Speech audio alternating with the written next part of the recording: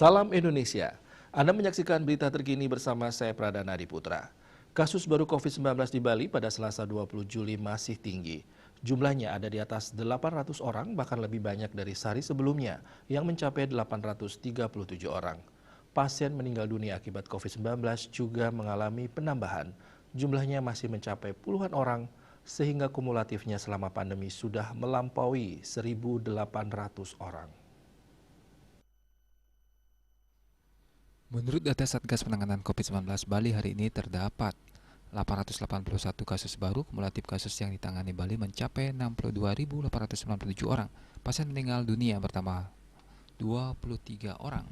Kumulatif pasien meninggal akibat COVID-19 mencapai 1.817 orang, 2,89%. Rinciannya 1.811 WNI dan 6 WNA. Pasien sembuh bertambah mencapai 533 orang. Total pasien sembuh saat ini 53.449 orang atau 84,98%.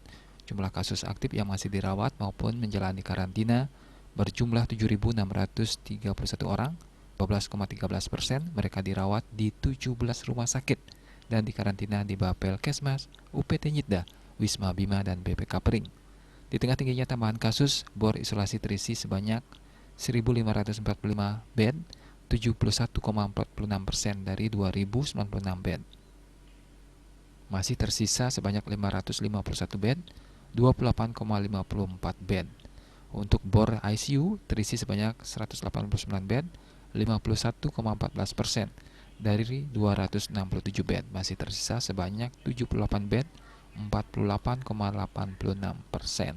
Dia Dewi Bali Pos melaporkan. Untuk mencegah penyebaran COVID-19, ingat pesan ibu selalu terapkan 3M, wajib memakai masker, wajib mencuci tangan, dan wajib menjaga jarak, serta wajib menghindari kerumunan.